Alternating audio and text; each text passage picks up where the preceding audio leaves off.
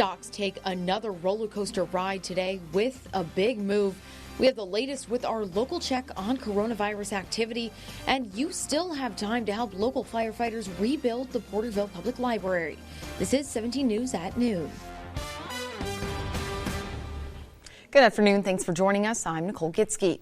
We're watching Wall Street after stocks ended deep in the red yesterday. The Dow had its worst day since 2008. Here's a live look at the boards this afternoon. You can see the Dow is up today, but it will still need to climb after the Dow plummeted more than 2,000 points. The free fall comes amid an oil price war. Well, now to the latest on the coronavirus. Here in Kern County, no cases have been reported. Locally, a total number of 9 people have been tested for COVID-19, according to the County Public Health Services Department. We are still awaiting test results for 5 of them. The county is now able to test locally through Quest Diagnostics. Kern Public Health had tips for any elderly or vulnerable people in our county. Do things like washing your hands, avoiding people that are sick, and avoiding going to large gatherings if you can. Public Health says they're not going to report on how many local tests are being conducted, as testing is going to become more frequent, but they say they will report on whether any of the tests come back positive. Well, thousands of passengers aboard a cruise ship hit by the coronavirus are awaiting their turn to leave the vessel. The ship docked in Oakland, California Monday after days of being forced to idle off the Northern California coast. 21 people are aboard the Grand Princess ship tested positive for the coronavirus, preventing the ship from docking earlier. American passengers will be taken to military bases in California, Texas, and Georgia, where they'll be quarantined for 14 days. People from other countries will be flown home, with Canada and Britain among the nations sending chartered flights to retrieve their citizens. The process to disembark could take several days. Long Beach announced its first 3 cases of the virus. The patients are 2 men and 1 woman. One patient is in the hospital and reported to be in stable condition. The others are at home under quarantine. In San Diego County, it's looking like another case is on the way. A woman in her 50s who recently traveled overseas, though it is unclear whether she went. She was tested in another country, and the results that came back was presumptive positive. The test results are being sent to the CDC for a final confirmation. Health officials were able to confirm that the woman had contact with another person. That person is now under self-quarantine. And around the world, colleges are taking steps to keep students safe. Many universities like San Jose State, SF State, and UC Berkeley are all temporarily canceling in-person lectures. San Jose is part of Santa Clara County, where yesterday health officials confirmed the first coronavirus-related death. And fears of the coronavirus have caused many events to get canceled in recent days. Now music lovers are wondering if Coachella could be next. The annual music festival in Southern California was scheduled for 2 back-to-back weekends in April. Now organizers are looking to reschedule the festival to October. An official statement from Coachella organizers is expected in the next few days. This year, some of the lead acts at the festival include Rage Against the Machine, Travis Scott, and Frank Ocean. As for local events, county officials say so far there are no plans to cancel or postpone the Lightning in a Bottle music festival, but they're monitoring the situation closely to see if anything changes. Well, now for a quick look at our weather outside, let's send things over to Kevin Charette. Kevin? That's one thing that will change this afternoon. We haven't seen much in the rain department just yet, but we definitely have the clouds out there, and we have rain to the east, to the south, and to the west of us. So now we're just waiting for the rain to enhance itself and make its way into Kern County. But you can see down near Southern California, out near Barstow, up near the 395, and then west of us along the 101 on the coast. As we go throughout the day and the low gets a little bit closer, it will continue to rotate this moisture into California, and Kern County will be under the gun to see more of it. 66 for Bakersfield right now. We have a light wind out of the west-northwest at 5, and you can see the chance of rain in there all day, even a chance of some thunderstorm activity as well. And then by tonight, right around 9, temperatures fall to 62. For Tehachapi, 50 degrees right now. No winds to talk about. You have the clouds, and we also have the flash flood watch that's in place until 5 a.m. tomorrow morning. So So as the moisture moves on in this afternoon, we could see some heavy showers that could cause some flooding potential. As we go throughout the afternoon, 52 at 3 and then slipping back into the 40s tonight. And again, the chance of rain throughout the evening and even a few thunderstorms. We'll talk more weather coming up in a few minutes. Nicole? Thank you, Kevin, for that. Well, breaking news right now in downtown Bakersfield. Police say a bicyclist is at least seriously hurt after being hit by a car. This is a live look at the scene near intersection of Union Avenue and Columbus Street. This happened at around 11:40 this morning. Roads near the intersection are closed and drivers are being asked to avoid the area. An investigation is ongoing. Well, look around the world. Ethiopian Airlines Flight 302 crashed 1 year ago today, killing all 157 people on board. The plane crashed just 6 minutes after takeoff from Addis Ababa, the Ethiopian capital. Over the weekend, Ethiopian residents who lived near the crash site held a memorial service in honor of the victims. A draft interim report from Ethiopian crash investigators circulated to U.S. government agencies concludes that the crash was caused by the plane's design. 2 people briefed on the matter said Friday. And for your crime watch, a man arrested on 2 warrants at a DUI checkpoint over the weekend has been linked to 6 business burglaries that occurred during the past year. 44-year-old Jonathan Potter was arrested on suspicion of 5 counts of commercial burglary and 1 count of attempted burglary. Police said Potter is accused of burglarizing Roll and Grill restaurant at 3803 Ming Avenue, Big O Tires at 2502 Ming Avenue, Salon Centric at 3788 Ming Avenue, Ichiban Sushi and Roll Restaurant at 37 Gosford Road, Farmers Insurance at 4130 Admore Avenue, and G&A Fashion Boutique at 3428 Stein Road. Anyone with information regarding these burglaries is asked to call Detective Looney at 326-3541 or the Bakersfield Police Department at 327-7111. The attorney for Leslie Chance is asking her sentencing Wednesday be postponed after he was notified of multiple incidents of alleged juror misconduct. Leslie Chance was a former elementary school principal found guilty of murder in her husband's death. Defense attorney Tony Lidgett said in a court document that he's preparing a motion for a new trial based in part on what the jury foreperson told him a day after Chance was found guilty of first-degree murder. Among the foreperson's allegations are that 1 juror deliberated while alone and another who read over the court reporter's shoulder during readback viewed information about discussions that occurred in the judge's chambers and outside the presence of the jury, that document said. And a local bakery is shut down after public health officials said it found an infested cockroach and a dirt or wood chip in sugar. Jasmine's Bakery and Donuts Incorporated was closed Monday by inspectors who gave the bakery a 61% score. According to public health, inspectors found cockroaches on the wall of the exhaust hood, on the prep and glaze table, in the soap dispenser at the bakery's only hand sink, and crawling under a stovetop, according to the inspection report. The report says the person running the bakery did not demonstrate correction decisions making skills by having it remain open during the infestation.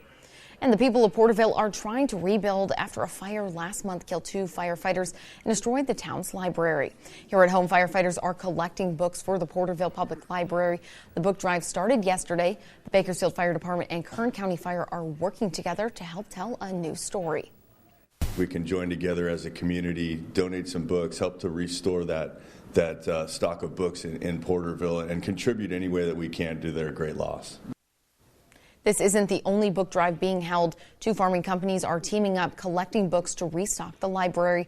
The drive has collected over 200 books so far, and even R.L. Stein, the writer behind the Goosebumps series, is helping collect books. The book drive will be going on all week long, and you can donate at any Bakersfield City or Kern County fire station. Well, as temperatures warm up, so do the concerns for more ticks. What are researchers forecasting for the tick season this year? And due to the coronavirus fears, Dutch Prime Minister is enforcing a no handshake policy that didn't go as planned. Your 17th Health Watch is right after the break.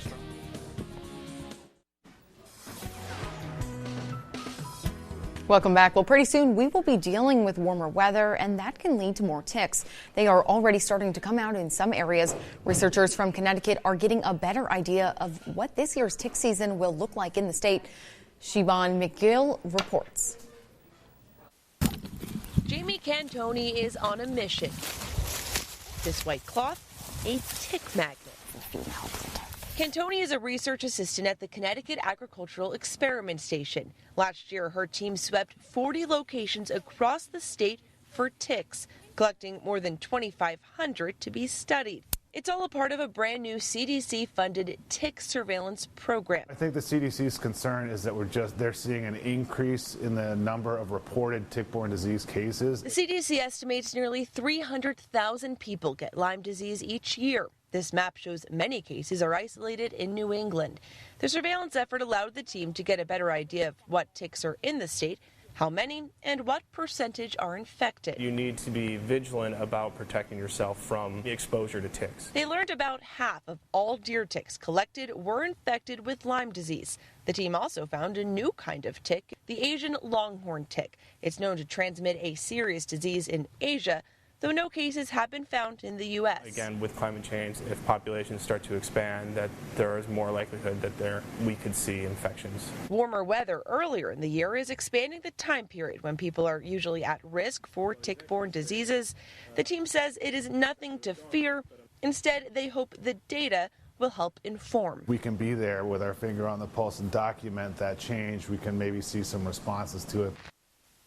The team is still waiting on funding from the CDC to continue surveillance efforts this year. Well, Dutch Prime Minister Mark Rutte accidentally violated his country's own no handshake policy moments after announcing it. Speaking at a news conference yesterday, Rutte called on people to use alternative greetings such as shake feet or touch elbows. Moments later, he shook hands with the Minister for Public Health before realizing it. He quickly said, "Oh, sorry, we can't do that anymore." Dutch health authorities say there are at least 321 coronavirus cases in the Netherlands and 3 people have died. Now let's take things back over to Kevin to take a look outside. Kevin, I know we're expecting rain coming soon. Yeah, I have one question on that story. I thought they said shake feet. I've never shook a foot.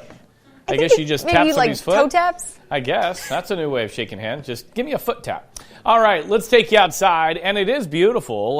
Downtown, looking off to the east, definitely have the clouds, and we've seen some sun breaks as well. And it's those sun breaks as we progress into the afternoon that could cause a little instability and the chance of some thunderstorms. We're at 55 degrees right now in Wasco. Arvin sits at 61, looking beautiful there. And then up in the mountains, Golden Hills, we have mostly cloudy skies and 49. Bakersfield at 66 with a light wind out of the west-northwest at 5 right now. We have not seen any rain just yet, but that is going to change, and it's just a little slow moving to get here. Overnight, we're at 53. Normal high today, 68, and the record of 89 set back in 1934. And here's a look at other temperatures. 61 in Buttonwillow, Taft at 64, 55 up into the Kern River Valley for Lake Isabella. Tehachapi sits at 50.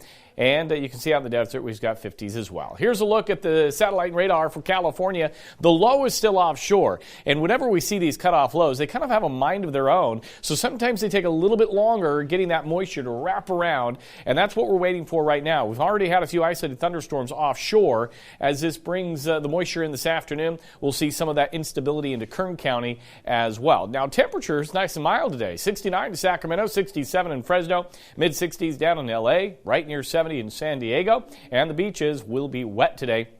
We've got showers. Can't rule out thunderstorms there as well at a high of 63. And then we take a look at the Pacific, and this is really all we're tracking for now. Once this pushes to the east as we head into Thursday, we will see some clearing and a ridge of high pressure builds behind it. So Friday, Saturday looking dry, but another system in the long-term models suggests it will develop as we head into the end of the weekend and into next week. Here's the thunderstorm potential today, and you can see a chance for all of Kern County, areas to the south of us, and our Futurecast model picks that up. If you saw those little red dots, those are the isolated thunderstorms that the models are suggesting with some of the heavier rain amounts. In terms of how much rain, still holding on to about a quarter to a half an inch for Bakersfield through Thursday, and we could pick up near an inch into the Kern County mountains. Air quality today will be good with an AQI at 30, and we'll call for the rain, and we'll call for the isolated thunderstorms throughout the day. 71 in Bakersfield, 69 in Delano, 67 in Taft for the mountains. In the Kern River Valley, showers, chance of thunderstorms, and a little bit breezy. 50 in Fraser Park, 51 in Tehachapi, right near 60 into the Kern River Valley. And then for the desert, we're looking at a chance of showers here as well. We also, again, have the flash flood watch for the mountains in the desert through tomorrow morning, a high of 55 in Mojave. Here's your extended forecast, and you can see through Thursday morning the showers will continue. Dry Friday, Saturday, and then another round Sunday and Monday. And the allergies have been getting a hold of me. As we take a look at the mountain forecast, you can see lingering showers for Thursday for you as well. Friday, Saturday, we get a break, and then more on the way Sunday, Monday, and that'll be the same for the Kern River Valley. So not only the rain, but with everything kind of blooming, everybody's been dealing with a little bit of allergies, and I've got it myself. I know. I think everyone is out there. Yeah. Well, what was also happening today, another election day is here, and which states are voting on big measures? Your 17 Business Watch is right after the break. KGET Business Watch is brought to you by Grapevine MSP Technology Services, the Valley's leading IT service provider. Back now in your 17 Business Watch, checking stocks. The Dow, the NASDAQ, and the S&P 500 are all up today after a whirlwind day yesterday. Meantime, oil prices, West Texas Intermediate sits currently at $33.81 a barrel, and Midway Sunset Oil is at $33 a barrel. Well, it's arguably the second most important day of the 2020 election season thus far, Big Tuesday. 6 states are voting today, including Idaho, Michigan, Mississippi, Missouri, Washington, and North Dakota. Michigan is especially important for former Vice President Joe Biden and Senator Bernie Sanders. Today, that's because of its 125 delegates up for grabs. As for the numbers on the coronavirus cases continue to go up worldwide, protective respirators, masks are increasingly harder to find. CNBC's Seema Mahdi takes a look at an American company struggling to keep up with the increased demand. Fast-tracking production of the N95 respirator is no easy task. 3M ramping up hiring, hosting job fairs, and making offers on the spot. Here in Aberdeen, South Dakota, at one of its largest manufacturing facilities, 3M has added robots to its assembly line, all in an effort to meet the surge in demand for its face masks. We immediately ramped up production in this facility. We have capacity to do that, and we've done that immediately. Really from more of a standard 5-day week to more of a 7-day week, with additional equipment as well that we've been able to bring in and turn on. The most popular mask is the N95 respirator, which has quickly become the symbol of the fight against the coronavirus. From the streets of Beijing, soccer games in Japan, to Milan's Fashion Week, healthcare workers and citizens around the world are using the mask to reduce the risk of infection.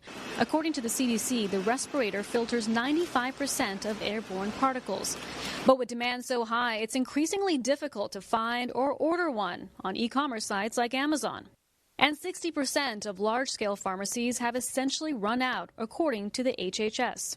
We're seeing outbreaks develop in new countries every day, but even the countries where there isn't a widespread outbreak are working really hard to prepare right now in case they do have that situation. As the risk of a U.S. outbreak rises, workers here in Aberdeen are determined to produce as many respirators as possible. We know what we have to do. We know we need to keep our numbers up. We know we need to keep ourselves safe, and we need to put out great quality, and that's what we come here to do. Now, it's important to note that health experts are not recommending that everyone use a protective mask in public. The World Health Organization says that there is no need to wear a mask if you're healthy unless you're taking care of a patient with coronavirus symptoms. Well, a program working to help those in correctional institutions has expanded. Find out how the program is making a positive impact when we come back.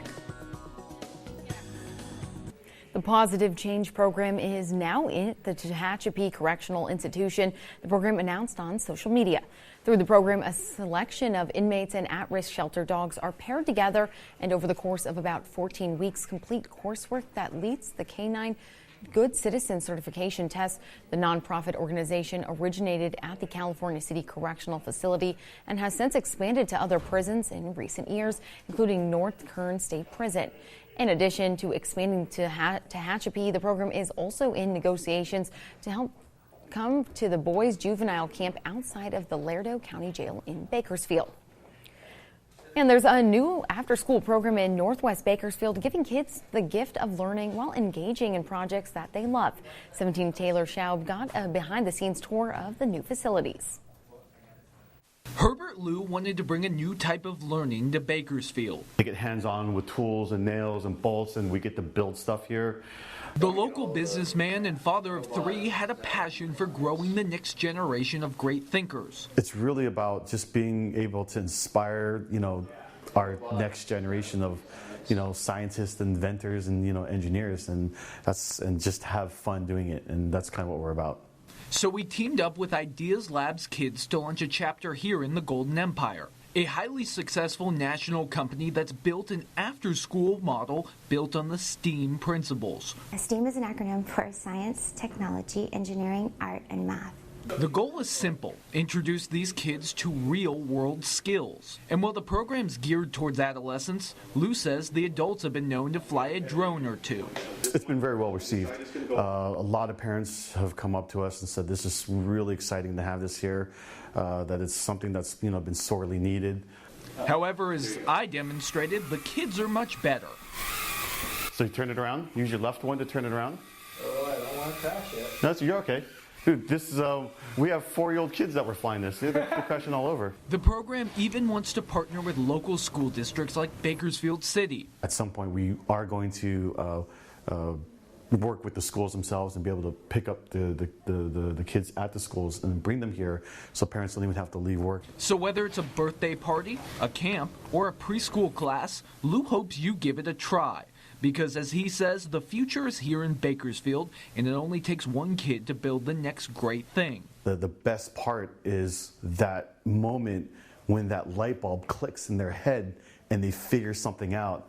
And that's like the most rewarding part, of it all. It's right there when it just clicks and they get it, and you're just like, yeah, man, I helped do that. Thank you for that, Taylor. Well, when we return here on 17 News at noon, supermarkets around the nation are seeing a toilet paper shortage. We'll find out what one amusement park is doing to make light of it. Welcome back. Finally at noon, the coronavirus outbreak has sparked panic buying toilet paper and cleaning products in countries across the world.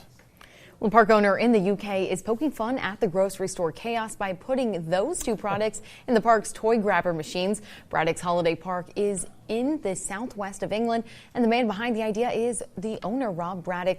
The grabber machines used to contain Frozen 2 or Peter Rabbit toys, but those have been replaced with two very sought-after sanitary products. It costs the equivalent of 65 cents for 3 tries at grabbing the toilet paper. For the hand sanitizer, the cost is the equivalent of $1.30. That's how sad it has become with this coronavirus, that people are fighting over toilet paper. I mean, it just amazes me. Relax, take a deep breath. We're going to be okay. I think so. Well, that's all for 17 News at noon. Thanks for joining us. We'll see you back here at 17 News. 17 News, your local news leader, continues 24 hours a day on KGET.com and our 17 News app. In the spirit of the Golden Empire, 17 News.